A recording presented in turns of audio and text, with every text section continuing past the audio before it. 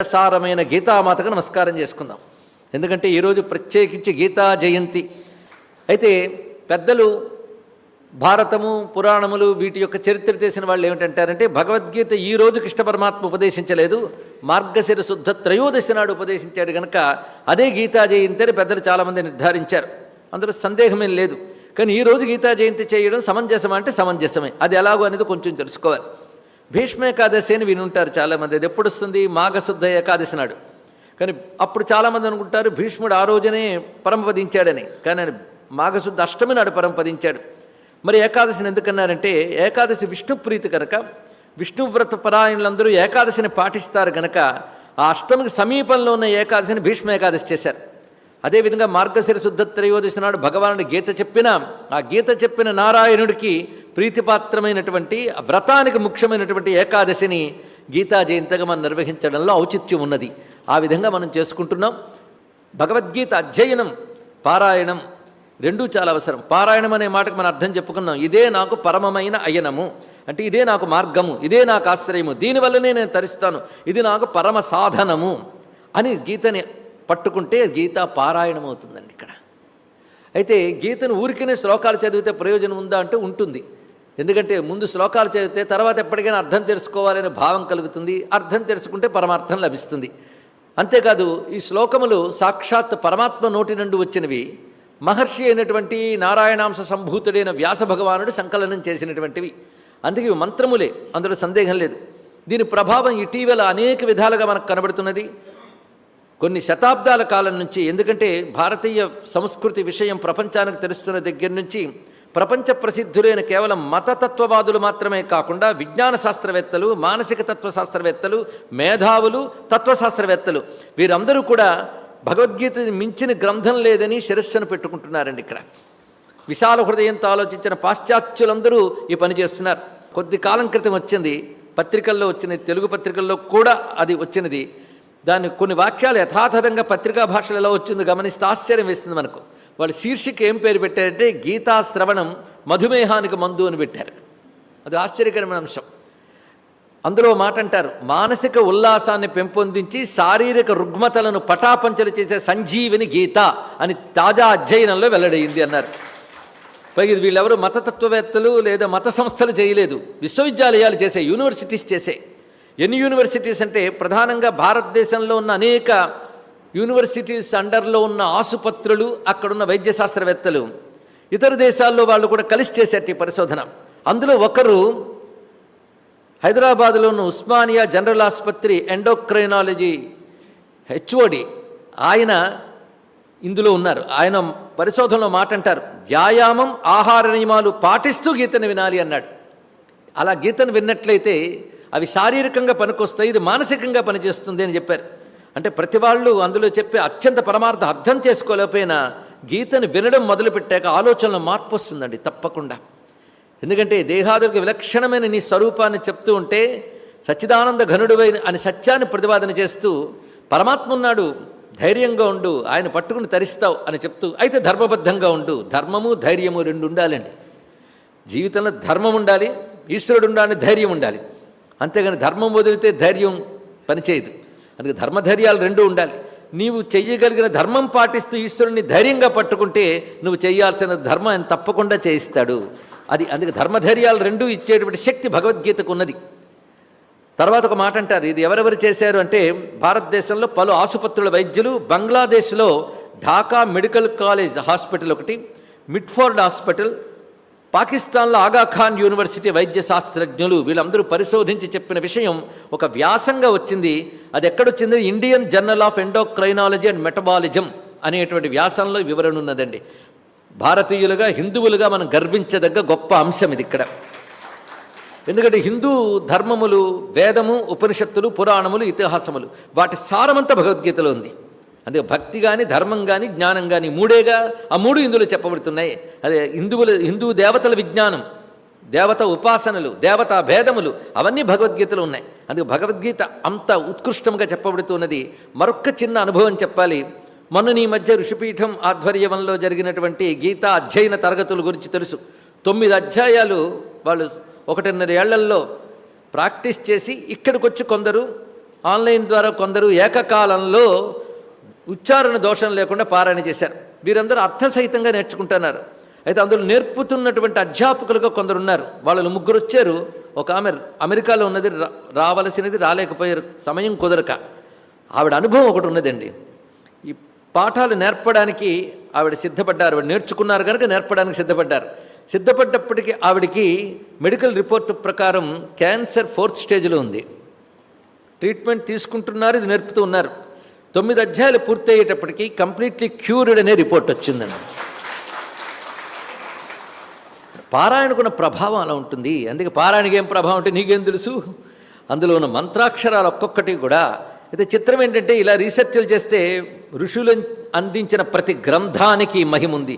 ఇలాంటి గ్రంథాలు కోకొల్లలు కలిగిన భారతదేశంలో పుట్టినందుకు మనం ధన్యులమవుదాం. ఇదే విషయం రామాయణ విషయంలో కూడా చెప్పిన వాళ్ళు చాలామంది ఉన్నారు. ఒక్కొక్క కాండ, అందులో సర్గ, అది పారాయణ చేయడం వల్ల వచ్చిన ప్రభావం, ప్రత్యేకించి సుందరకాండ మొదలైన వాటి వల్ల వచ్చిన ప్రభావం, వాటి గురించి పరిశోధనలు చేస్తే కొన్నాళ్ళకి అవి వస్తాయి. కానీ యూనివర్సిటీలన్నీ ప్రపంచవ్యాప్తంగా ఉన్నవి హైందవుల గ్రంథాల గురించి పరిశోధనలు చేస్తే నిజమైన ఆరోగ్యాన్ని, దీర్ఘాయుష్యుని, ఇహ సౌఖ్యాన్ని, పరసౌఖ్యాన్ని, పరమార్థాన్ని ఇవ్వగలిగిన గ్రంథరాశి ఋషులు అందించిన భారతీయ గ్రంథాలు అని తీర్మానిస్తారు. అలాగే వారన్ హేస్టింగ్స్ అనే ఒక ఆయన అంటాడు, పాశ్చాత్యుడు, the Gita is a performance of great originality, of a sublimity of conception, reasoning and dictum unequalable అని మాట చెప్పాడు. దీని అర్థం ఏంటంటే అపూర్వత ఉంది గీతలో. ఒరిజినాలిటీ అంటే ఇదివరకు ఎక్కడా లేని ఒక అపూర్వత దానిలో ఉన్నది. అదేవిధంగా ఉన్నతమైన విచారణ ఉన్నది, తార్కికమైన ఉత్తమ ఉపదేశాలు ఉన్నాయి, రీజనింగ్. అందుకే ప్రతిదానికి యుక్తితోనే మనం గమనిస్తున్నాం. చాలా విషయాలు ఫలానా చెప్పారు కనుక మీరు విశ్వసించండి అని కాకుండా యుక్తిని చూపిస్తూ ఆ యుక్తికి తగ్గ దృష్టాంతాలతో బోధించగలుగుతున్నాం. అదంతా గీతలో కనబడుతుంది. అంటే బుద్ధికి పనిపెడుతుంది. అందుకే నేను చెప్తున్నాను కనుక నమ్ము అని కాకుండా నువ్వు నేను చెప్పిన దాన్ని తర్కించి నమ్ము అన్నాడు. అటువంటి యుక్తికి చూపిస్తున్నాడు. అలాగే ఆల్డస్ హక్స్లే అని ఆయన చెప్తాడు, the Gita is one of the clearest and most comprehensive summaries of perennial philosophy ever to have been made. Hence its enduring value is not only for India but for all mankind అని చెప్పాడు. దీనిలో ఉన్న సుస్థిరమైన విలువలు, సమస్త తత్వశాస్త్రం యొక్క సారభూతమైనటువంటి అంశం, స్పష్టముగా చెప్పినటువంటి అంశం. అంటే మనకు స్పష్టంగా అర్థం కాలేదంటే మరి వాడికి ఎలా అర్థమైంది? ఈ దేశపు వాసన సంస్కారం ఉన్న మనకు అర్థం కాలేదు, వాడికి అర్థమైందంటే సిగ్గుపడాల్సిన విషయం అండి. పైగా అర్థం కాకపోవడం ఒక అర్హత అనుకుని అర్థం చేసుకోలేదు కదా అని మందలిస్తే వాళ్ళ మీద ఆగ్రహించే వాళ్ళని కూడా మేము చూస్తూ ఉంటాం. మేము ఇలాగే ఉంటామని.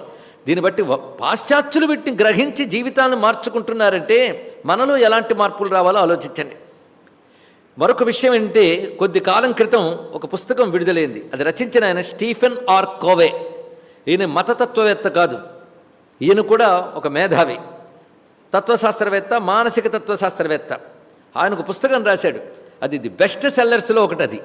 అది ఇప్పటికీ 125 మిలియన్స్ మంది, 25 మిలియన్స్ కాపీలు అమ్ముడయ్యాయండి ఇప్పటికీ. దాని పేరంటే 7 habits of higher effective people. ఇది పుస్తకం.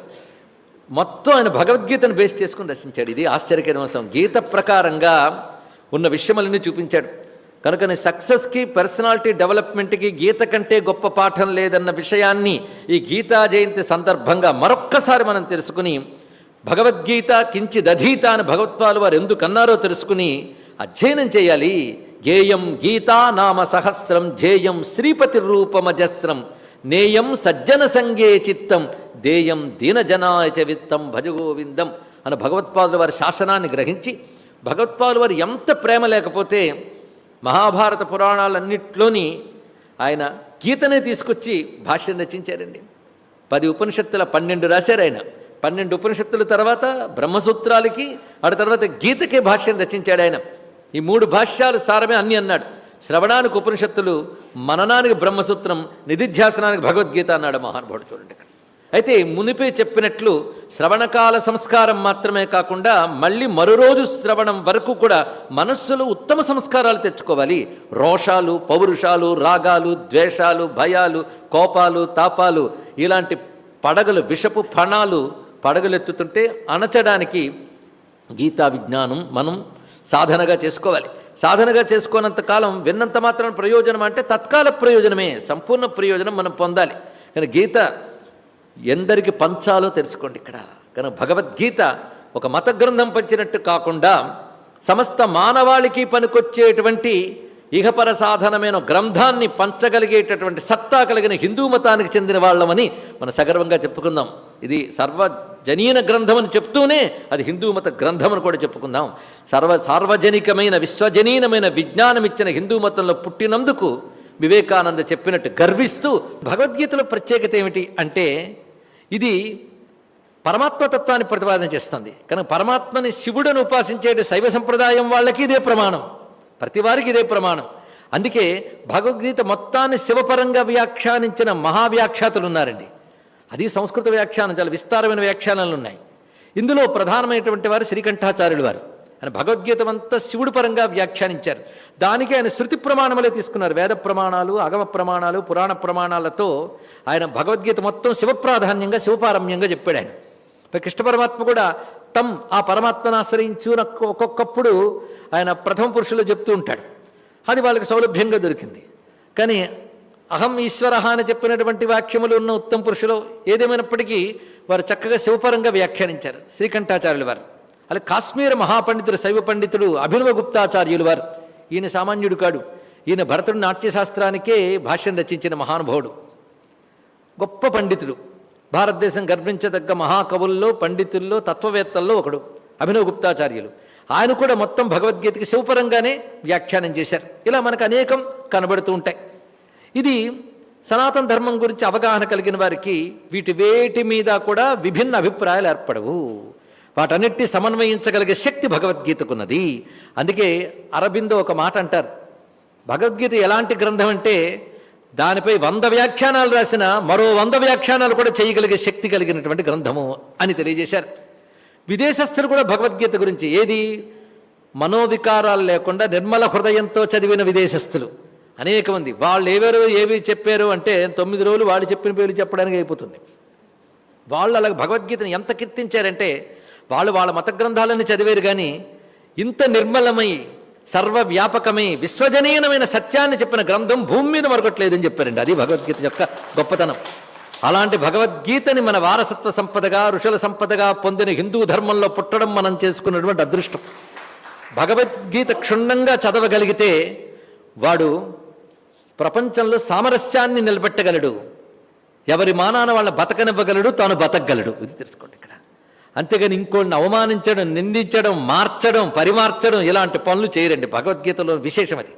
అందుకే ఇతరుల గ్రంథాలు చదివి ప్రపంచాన్ని భయభ్రాంతం చేసి, వంచనలు చేసి, మార్పుళ్ళు చేసేవాళ్ళు తయారవుతారేమే కానీ భగవద్గీతను చదివిన వాడు శాంతి కాముకుడై అందరినీ తనలో పొదువుకోగలిగే విశాల హృదయం కలిగిన వాడు అవుతాడు. అది భగవద్గీత కలిగించే మొదటి సంస్కారం. అటువంటి సామరస్యాన్ని ఏర్పరుస్తుంది. భగవానుడే చెప్పాడు, ఏ యథా మాం ప్రపద్యంతే తాం తథైవ భజామ్యం. ఎవరు ఎలా నన్ను ఉపాసిస్తే వాళ్ళని అలా అనుగ్రహిస్తారని చెప్పాడు. ఇంతకంటే గొప్ప విషయం ఉన్నది ఇక్కడ. అది పట్టుకుని మనకు సర్వదేవ నమస్కార కేశవం ప్రతిగచ్చతి, సర్వదేవ నమస్కార శంకరం ప్రతిగచ్చతి అని సమన్వయ మహాసూత్రం భగవద్గీతలోంచి మనకు లభించింది. అంతేకాదు, నీ ధర్మం తక్కువది, ఇతరుల ధర్మం ఎక్కువది అనుకోకు.